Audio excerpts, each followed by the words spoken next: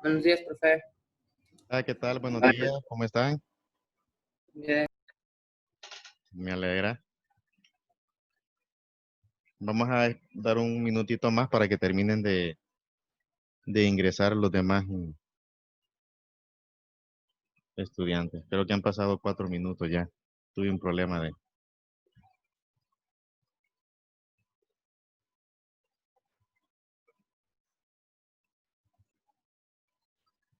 Voy a mandar el mensaje para decirles que ya estamos ya conectados.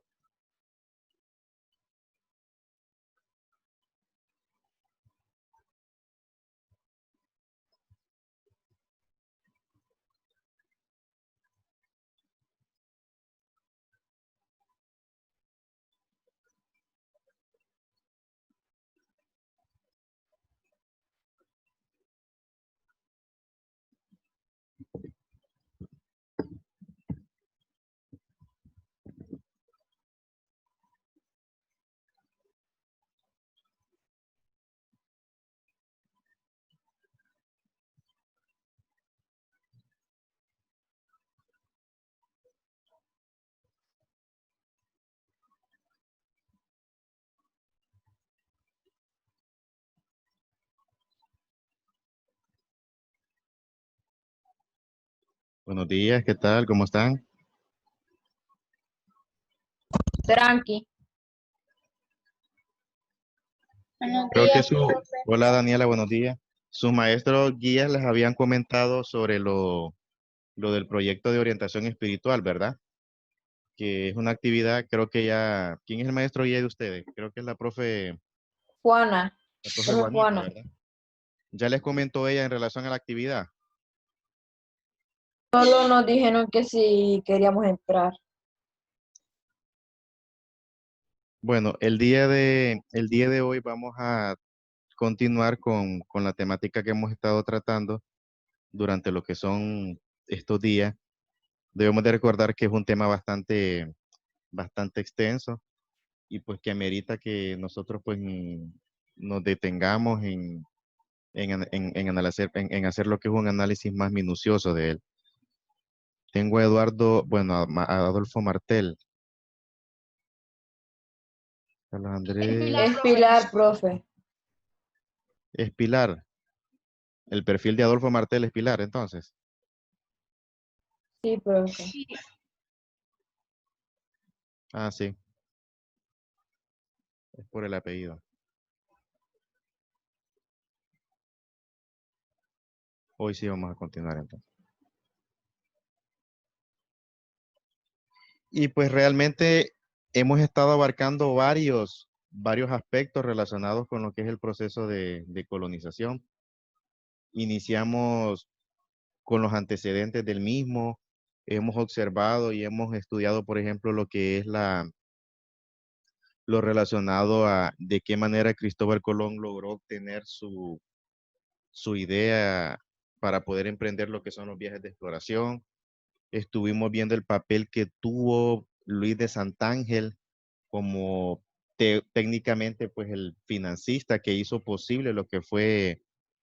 Hay una pequeña parte de él que no la había mencionado, jóvenes, con Luis de Santángel, y es que cuando la reina escucha la petición de él de que él le iba a prestar el dinero a la corona española para financiar lo que es los viajes de exploración de Colón, entonces la reina le dice que podía tomar como garantía las joyas de la corona española. Es decir, prácticamente pues por el dinero pues es como que la reina estaba empeñando las joyas. Y él dijo que no, que él no miraba correcto o posible la idea de que la realeza no luciera sus joyas y que eso iba a generar que fuera el hazmerreír ante lo que es las otras monarquías. Entonces, él se negó a aceptar las joyas de la corona como garantía. Es una pequeña parte que hay que mencionarla también. Y hay otra cuestión. Luis de Santángel era de origen judío. Fue un comerciante muy rico y en el caso con la cantidad de dinero que él prestó, recuerden que había dicho que era 1.140.000 maravedíes, Y haciendo los cálculos, un meravie al cálculo de hoy en día equivale a 16 euros. Entonces ustedes hagan la conversión ahí. Pues bien, luego nos habíamos detenido en lo que fue el proceso de conquista.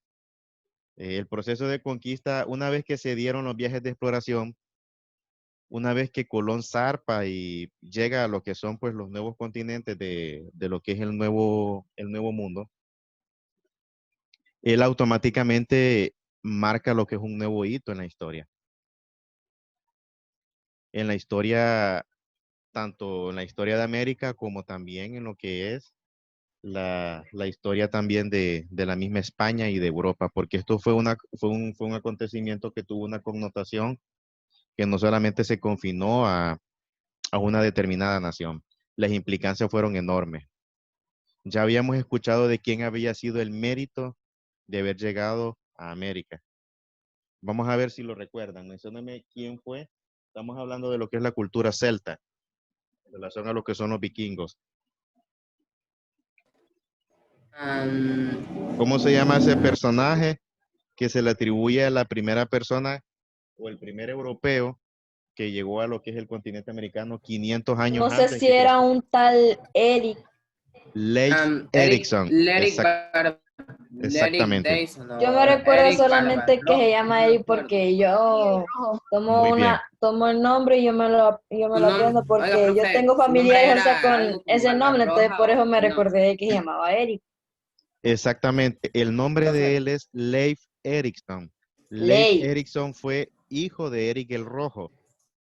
Entonces, Leif Erikson prácticamente él tiene el título o de ser el primer europeo en haber llegado a lo que es continente americano. Y cuando llegaron los vikingos llegaron 500 años antes que llegaron que Cristóbal Colón. Por consiguiente, por eso yo les he explicado, yo les he dicho de que el término descubrimiento o que él fue el primero en llegar a América, ya eso es algo que ya no se utiliza. Entonces hay que irnos tratando de cambiar lo que es esa mentalidad. Recordémonos que los que descubrieron América fueron los primeros pobladores que emprendieron lo que son las rutas migratorias hacia lo que es el continente americano y que esto pues trajo como consecuencia que el mismo se comenzara a poblar. Y recordemos que cuando hablamos de las rutas migratorias estamos hablando de lo que nos plantean en sus teorías, lo que es Alex Harlitka con la teoría asiática y lo que es Paul Rivet con la teoría oceánica de origen múltiple. Solamente era como recordatorio. Volviendo a donde estábamos tratando, una vez que se dan lo que son los viajes de exploración, cuando una potencia quiere establecer lo que son sus dominios o lo que es su sistema político, económico y social en un determinado territorio, primero tiene que emprender un proceso de conquista militar. En el caso del continente americano, después de los viajes de exploración, el segundo paso que siguió para España fue pacificar y preparar el terreno o las zonas para después iniciar lo que son los asentamientos humanos. Y este paso se le conoció como la conquista militar.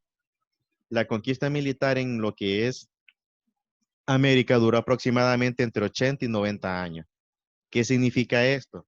Esto significa que después de haberse iniciado lo que son los viajes de exploración por parte de Cristóbal Colón y los demás exploradores que estuvieron, entonces lo que prosiguió fue asentarse en cada uno de los lugares y comenzar a establecer lo que fue una política de conquistar militarmente cada una de las zonas. Cuando hablamos de conquistar militarmente, estamos hablando de que a través de la espada y a punta de plomo, los españoles pues lograban y avanzaban y se asentaban en determinada zona. La consecuencia más directa de esto, pues ustedes ya la saben, el exterminio de millones de indígenas. Solamente como dato para que ustedes lo sepan, antes de la llegada de los españoles, es decir, antes de 1492, las sociedades precolombinas del continente americano, sumada, o sea, toda la población precolombina de lo que es América rondaba casi los 100 100 a 90 millones de personas. Ese era el dato estimado. Después de prácticamente después de 150 años de la llegada de Colón en América, solo en apenas 150 años, los españoles fueron capaces de reducir eso a solamente 5 millones. Vean la diferencia abismal y de la cantidad de muertes de la cual directa e indirectamente fueron responsables lo que fue las fuerzas de ocupación española. Yo menciono fuerzas de ocupación porque técnicamente fue una ocupación. Cuando nosotros hablamos de una ocupación, estamos hablando que cuando viene una sociedad y quiere invadir una determinada zona y establecer lo que son sus dominios. Y eso fue lo que pasó en América. Los españoles pues invadieron porque acordémonos que los nativos, los aborígenes, ya tenían su vida y habían vivido en el continente pues durante miles de años. O sea, este era su hogar. Entonces, esa fue prácticamente, podríamos decirle que fue el mayor holocausto en la historia de la humanidad. Recordemos que cuando hablamos del holocausto judío, en lo referente después de durante la Segunda Guerra Mundial, cuando murieron miles de judíos en las cámaras de gas y en los hornos de cremación, dentro de los campos de concentración de Auschwitz, de Birkenau y de Sobibor, durante el dominio de Adolfo Hitler, la cantidad de muertes rondó los 10 millones aproximadamente. 10 millones de judíos.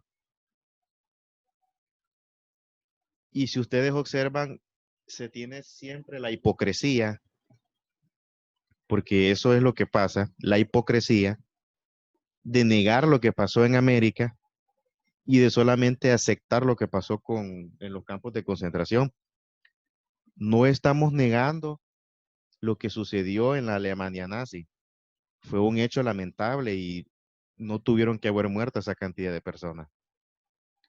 Pero si observamos desde un punto de vista comparativo y si establecemos y sacamos lo que son las diferencias, vamos a observar de que la mayor cantidad de muertes, la mayor cantidad de destrucción, la mayor cantidad de exterminio, porque incluso hasta en las formas de exterminio fueron brutales, la manera en la que ellos morían. ¿Recuerdan aquel grabado que les mostré sobre Sí, aquel indígena que estaba muriendo despedazado por los perros? Esa forma de morir se le conocía como aperreamiento y lo utilizaban los españoles para matar a los caciques o a los indígenas que se les rebelaban en su contra. Entonces, agarraban una jauría de perros que ellos los entrenaban y estos perros lo que hacían que mataban despedazando a lo que eran los indígenas, a los aborígenes. Morían despedazados. Hubo un cacique indígena de Honduras que le pasó lo mismo, que fue Benito. ¿Se acuerdan cuando les conté de la historia de Benito? Se le conocía como el señor de Sí. Silca en Olancho, que Benito había emprendido una operación militar brillante, fue pues majestuosa, donde junto con 300 indígenas tomó una población española y mató a más de 15 españoles, 30 caballos, y, y uno de los españoles que había muerto pues estaba un navegante famoso. Entonces, cuando Benito fue capturado, porque después de ese hecho, pues los españoles enviaron refuerzos a la pequeña aldea, Villahermosa se llamaba, y logran capturarlo.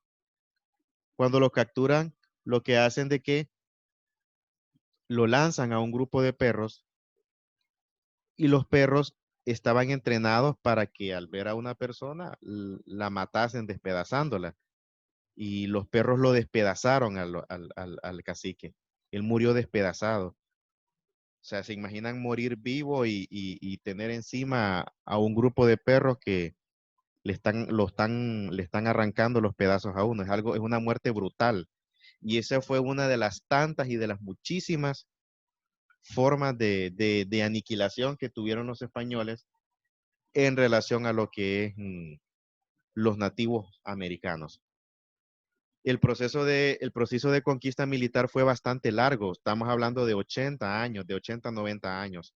Fue un proceso bastante largo y se caracterizó también por ser difícil, anárquico y conflictivo. De una manera u otra, los españoles no se esperaban con el hecho de encontrar una resistencia férrea de parte de las poblaciones indígenas. Y en esa situación es donde surgen pues estos personajes míticos y pues que deberían de considerarse en la historia de Honduras como ser parte de los héroes, pero que lamentablemente han sido olvidados por la historia. Y es la otra cuestión que yo les voy a hacer bastante énfasis. No solamente tuvimos al Empira, no solamente existió el Empira como una persona pues que luchó en contra de la dominación española. Hubieron más personas y se las había mencionado. Teníamos a Entepica, Sicumba, Benito, Toreva, Copangalel, Mota. Cada uno de estos caciques fueron personajes excepcionales y que ciertamente la historia debería de hacerles honor, guardándoles un sitial como los verdaderos héroes de Honduras. Sin embargo, pues, de ellos se conoce muy poco porque deliberadamente, pues, su historia ha tratado de ser destruida. Sin embargo, a pesar de lo poco que sabemos, pues por lo menos tenemos indicios de que existieron y de que junto con la Empira enarbolaron pues una, una defensa heroica, no de Honduras, porque en aquel tiempo no existía Honduras, pero sí de sus comunidades. Por eso es importante tener el cuidado que cuando nosotros decimos la Empira fue el primer defensor de la soberanía nacional, hay que tener cuidado porque no fue el primer defensor, porque si cuando nosotros decimos primer defensor de la soberanía, estamos diciendo de que Honduras existía durante el periodo de la colonia, estamos extrapolando términos y no es correcto. Honduras, el concepto mismo de Honduras como nación soberana es después de su independencia, independencia entre comillas. Por consiguiente, no es correcto decir ese término. Lempira sí fue, él defendió, pero su comunidad. Él no tenía la noción de que existía Honduras, porque ellos vivían en el contexto de su propia comunidad. Por consiguiente, no es correcto decir esa terminología. Eso ya se está dejando atrás y como pues docentes pues hay que, se le conoce como desaprender. Es decir, quitarnos de nuestra mente algunas cosas que nos han enseñado y que han sido erróneas para reemplazarlas por lo correcto como nos lo dice la historia. Porque no es algo que es inventado, es algo que nos dice la historia. Y la historia de Honduras, pues, es explícita en eso. La conquista militar, entonces, tuvo esas características, jóvenes. Aquí les voy a enseñarles un mapa. Este mapa es de 1635, es de John Johnson. Y este mapa es una representación un tanto no apegada a como es actualmente la forma como la que ustedes conocen América, pero esa era la visión que ellos tenían en ese tiempo. Recordemos que el contexto en el que, en que se vivía durante esa época era una realidad marcada por algunas carencias, y en este caso, pues algunas carencias, la falta de acceso a ciertas tecnologías que hoy en día nos facilitan lo que es la cartografía. En este mapa, ya lo habíamos observado, lo estuvimos analizando un poquito la vez pasada, pero lo voy a retomar. Un segundito.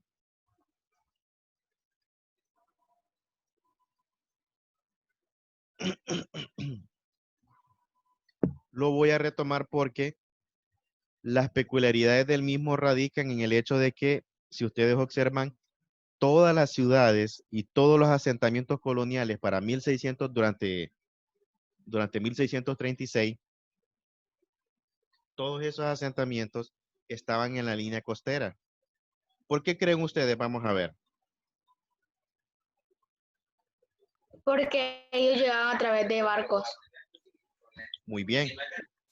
Recordemos que la comunicación marítima fue la espina dorsal en lo que es pues los intercambios y la forma en la que ellos se comunicaban, tanto con diferentes comunidades o asentamientos en América como lo que es Europa.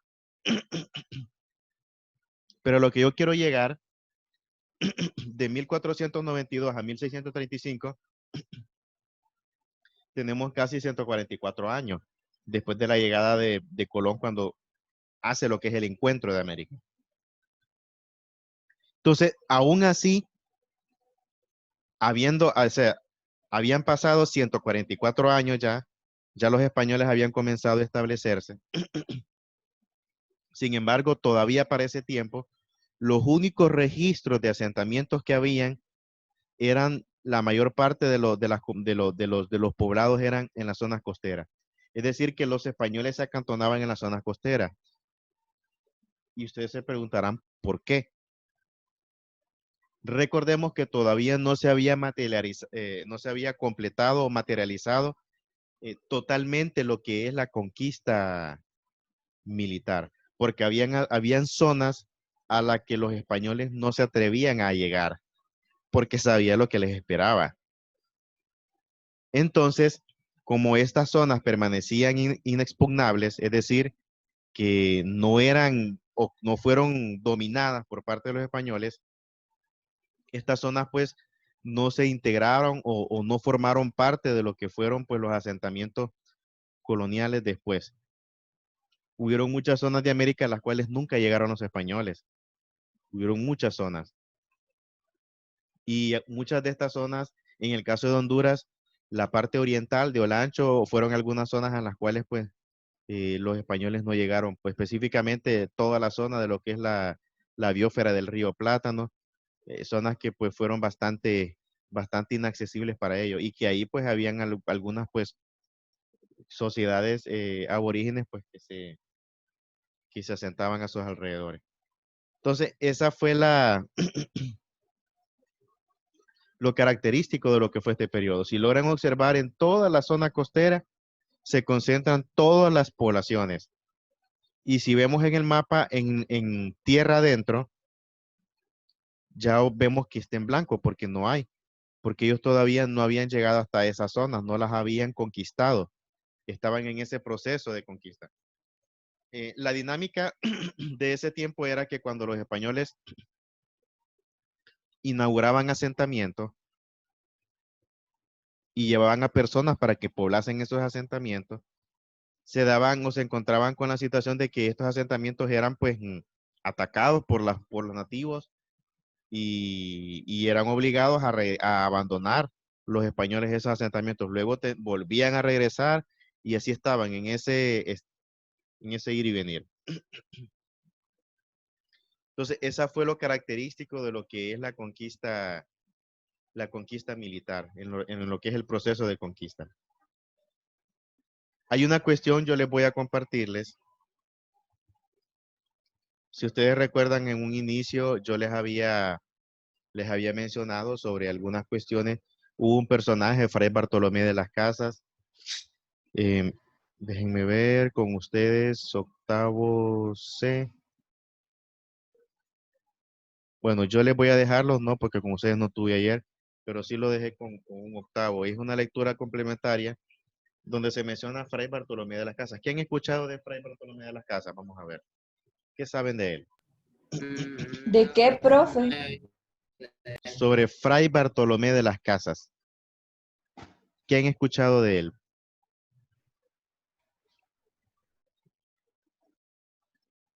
Voy a mandar el enlace de la lectura complementaria en la tarde. Hay una asignación en relación a eso. Hay una pequeña actividad que Dele. quiero que me hagan en Classroom, en lo que es en esta plataforma.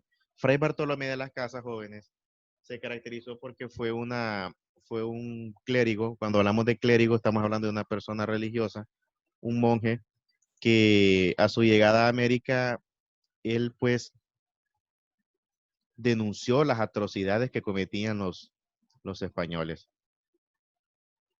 Atrocidades que iban más allá de, o sea, era un ambiente, un ambiente de terror, porque los excesos, la forma en la que explotaban los españoles a los nativos fue brutal. Y pues Fray Bartolomé de las Casas lo narra esa historia de dramatismo, de mucho, de cómo la violencia se apoderó de lo que son todos estos territorios y prácticamente América quedó envuelta en lo que es un baño de sangre, porque fue la mayor masacre en la historia de la humanidad. Con mucha certeza podríamos decir de que lo que pasó en América fue un holocausto.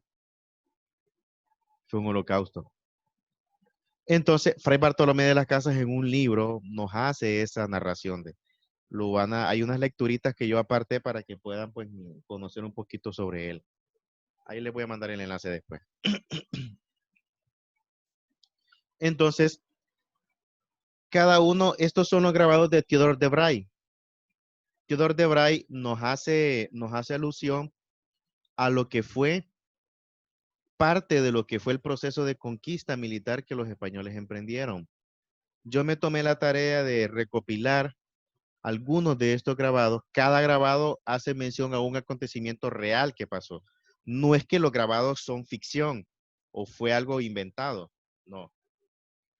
Aquí nos hacen mención de ciertos momentos que fueron presenciados por estas personas, porque recordemos que en América, cuando al Nuevo Mundo no solamente iban pues los conquistadores o los militares, sino también iban cartógrafos, iban religiosos y iban personas pues que tenían sus diferentes tareas. Cada uno de estos grabados representa momentos específicos, momentos que pues en ese tiempo marcaron para la identidad lo que fue este proceso que se experimentó en América. Cada imagen representa un hecho muy triste y que son imágenes fuertes, pero que a pesar de la crudeza de las mismas, representa lo que pasó en verdad, porque nosotros no podemos hacernos de la vista gorda y venir diciendo de que solamente hablar de lo que la historia tradicional nos ha venido explicando sobre este proceso. Porque en muchos aspectos la historia tradicional ha como tratado de minimizar este proceso y mencionar solamente lo suave, lo superficial, y no se profundiza en el contexto real que pasó lo que fue la colonia. Esta imagen en particular, aquí, si ustedes observan el contenido, las palabras, ustedes van a pensar que el profesor Emmanuel no escribió en estas palabras, pero no. Este es el lenguaje que ellos utilizaban en ese tiempo. Por eso yo aquí les explico que es una transcripción textual de los relatos de esas personas. Por consiguiente, el español de ese tiempo es muy diferente al español que conocemos hoy en día. Hay palabras que en aquel tiempo eran correctas y si las mencionamos hoy en día las vamos a mencionar como incorrectas, porque la evolución y la estructuración de lo que es el lenguaje, de lo que es el castellano ha evolucionado. Hay palabras que ahora son diferentes a como se mencionaban antes. Un ejemplo, el bautismo. Bautismo lo conocemos de esa forma, pero en aquel tiempo la palabra correcta era batizó. Batizó. O sea, vean cómo ha Profe, ido. ¿puedo decir algo? Sí, Creo que fue en el parcial pasado de que había un ex alumno de Goretti que estaba dando algo sobre el Empiria y había mostrado una carta que ahí es como que usted ahí está yendo como usted dice, que nosotros conocemos nosotros conocemos las palabras como nos ha enseñado, pero no las antiguas. Ahí tenía errores, exactamente. ahí Han tenía ido errores evolucionando, ortográficos. Para nosotros tenía errores ortográficos, pero pero para no es, ellos por estaba ejemplo, bueno. pero para ellos en ese tiempo, exacto, muy bien, Ana Sofía. Para ellos así era como se escribía. Recordemos que la Real Academia Española es la que ha regulado el uso del español. Y para ese tiempo la Real Academia Española decía que así era, que estaba correcto. Pero con el pasar del tiempo han ido evolucionando y han ido cambiando. Vaya, por ejemplo, aquí esta palabra que estoy resaltando, atose. Atose es en relación a atar, amarrar. Nosotros conocemos, o sea, la palabra es amarrar, atar sin H. Pero en aquel tiempo el término correcto que ellos utilizaban era atose. Pues bien, solamente para aclaración, ¿va? Entonces, en este grabado que nos hace Theodore de Bray, ¿qué logran observar? Vamos a ver, esta es una escena muy dramática. Esta es una escena muy dramática de esto sucedió en Yucatán. Esto fue real. De que ahí están matando a todos los indígenas, está allá en la esquina hay una parte donde matan a una mujer y a un niño ahorcados. Vean lo que nos explica el párrafo. El párrafo hace referencia a que un grupo de españoles